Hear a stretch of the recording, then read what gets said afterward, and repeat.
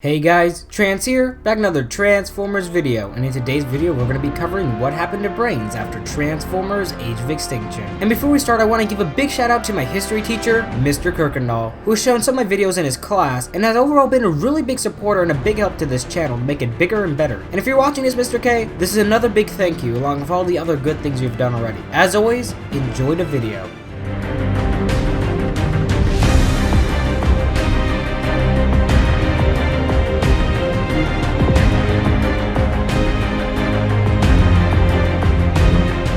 So if you don't remember who Brains is, here's a little bit of history on his character. During the events between Revenge of the Fallen and Dark of the Moon, the Decepticons constructed a brain unit to gather intel on the Autobots. However, the Decepticons underestimated the independent thought capacity of their new member, and before long, the drone rebelled, defected to the Autobots, and now he calls himself Brains. And soon after he joined the Autobot ranks, Brains met a fellow Decepticon drone turned Autobot named Wheelie. And that's all the events between the films, but I'll be putting out a movie origins video on him coming soon, going more in depth than his character. Now moving on to the third installment of the Transformers Cinematic Universe, Brains is introduced to us as being in Sam's house, and being very snoopy around Sam, and getting into his business, which is one of the reasons why Sam's girlfriend Michaela left Sam. And if you want to know more about how she left Sam, click on the iCard above. But returning on to the events of Dark of the Moon, the Autobots get exiled by the orders of Sentinel Prime, but later the Autobots come back to help the humans, since the Decepticons were up to no good. Besides a few minimal scenes, Brains really played one of the biggest roles in that movie, by sabotaging a Decepticon mothership to make it crash in order to save the lives of Bombi, Sideswipe,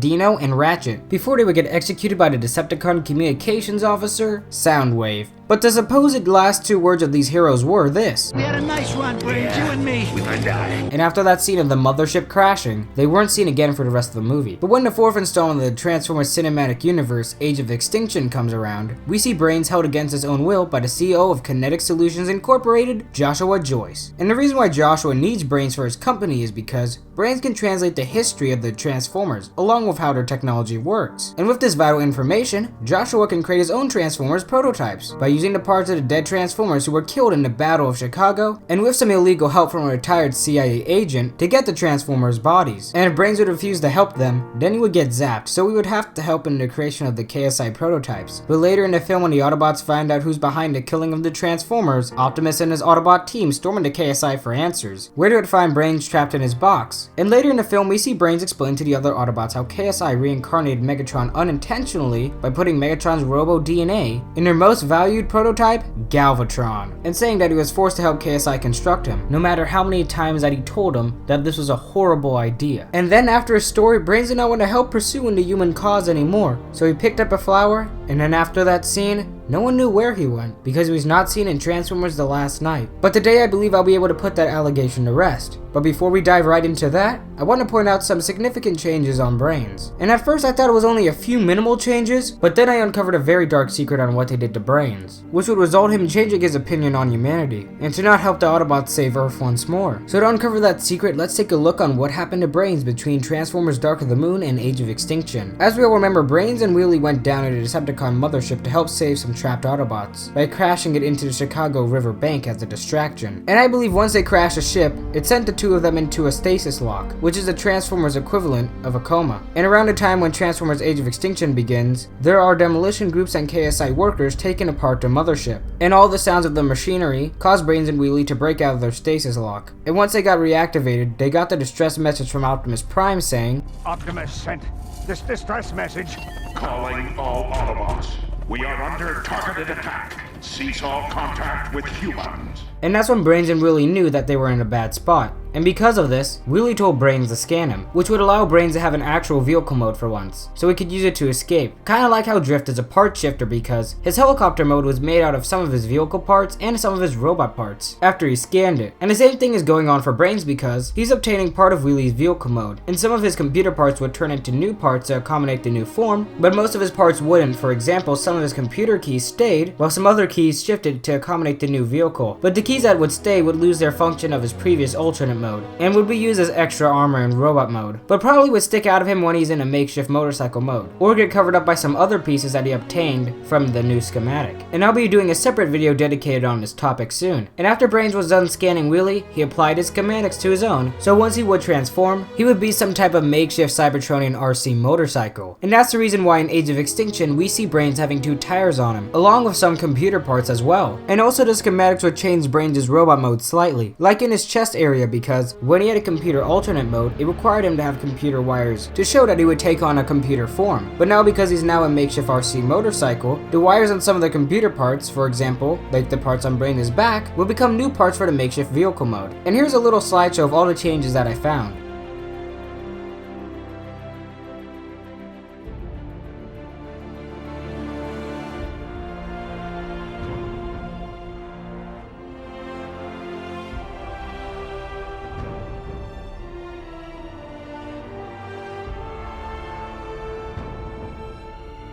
And after Brains got his new parts, the 2 of them transformed to escape, but they did not get far once the guards stepped in. So the 2 of them decided to split up once they saw the guards coming at them. And Wheelie was lucky enough to escape from the soldiers by hiding in the rubble of the mothership, and when no one was looking, he booked it. But Brains was not so lucky, and he got captured by the soldiers, so he had to convert back into robot mode and face defeat. Furthermore, once the KSI workers saw Brains surrounded by the soldiers, they trapped him and sent him to KSI, where Brains would meet Joshua Joyce. And once Joshua would instruct Brains to tell them about the Transformers history and help with the prototypes, Brains wouldn't cooperate whatsoever, and that's why Brains has a shock collar over him, so every time he would refuse, he would get zapped. But this was not enough to crack Brains for the information that Joshua desired, so they tortured him by ripping off one of his legs. And to back this up, we can see Brains using one of his legs as a cane, with a lot of parts on it missing. And I believe that Joshua bribed Brains by saying that he would fix his leg and set him free once the Galvatron project was fully completed, but we all know how that went. But to be fair, at the end of the day, they gave Brains a bed and a pillow. But now going back onto the original question on what happened to Brains, I believe that he took a break, and what I mean by that is him looking back into why he fought for Earth and why he cared about the human cause. Basically looking back into what he was. And after that he accepted that what happened was the result of one bad human, and that all humans were not as bad as he was. He started to find other Autobots that were hiding in the shadows from Cemetery Wind. And sometime after exploring for the Autobots, he happened to bump into Day Trader, who was as usual on one of his scavenging hunts for finding stranded Autobots, and of course human junk too, that he can find that's valuable to him. And once hearing Brains' story on how a few years ago he was captured by KSI, and how Cemetery Wind was hunting down Autobots for transforming him, Day Trader informed Brains that Cemetery Wind got shut down, and a new group that's led by the government, the TRF, is in charge, handling the Transformers. And once Day Trader saw his leg, he told him that an inventor named Cade Yeager could fix it. So without hesitation, Brains went with Day Trader to Cade's junkyard, where to his surprise, he would meet up with Wheelie and have a little reunion, but getting further informed on what happened to Prime and the other Autobots who were sadly no longer with them. And when it was time to fix Brains' leg, Brains was a little bit skeptical that it was a human fixing it, but since Wheelie and the other Autobots were hiding with Cade from the TRF, he trusted Cade to fix his leg, and to his surprise, it was fixed good as new. And since that he felt right at home with the other Autobots, while having the ability to transform once again, he wanted to go back to his original roots once more, and he scanned a broken laptop that was lying around Cade's junkyard, reactivating his old scan schematics from when he was a laptop, which would give his old robot mode design back to him. And in Transformers The Last Night, we can see Wheelie typing on a laptop, and I believe that laptop is not an ordinary laptop, but is actually Brains, because if you remember in The Last Night, Cade could not speak through the phone, or the TRF would find his location, and you would not be able to have a computer hooked up to a run-of-the-mill Wi-Fi source, so I believe that this computer is Brains, since he could probably create a encrypted Wi-Fi network to make sure that the TRF could not track down the junkyard location. And if you're wondering what happened to Brains after the Decepticons arrived at the junkyard base, I believe that Brains along with Trench bit the dust, but that's for another upcoming video that I'll be explaining how all that went down. Well, that's all for this episode of Trans Theories. I hope you learned something new about the Transformers Cinematic Universe. As always, if you enjoyed, don't forget to give this video a big fat like. And if you really enjoyed, consider subscribing since I make these videos on a weekly basis. Like always, this has been Trans Theories saying, keep on theorizing.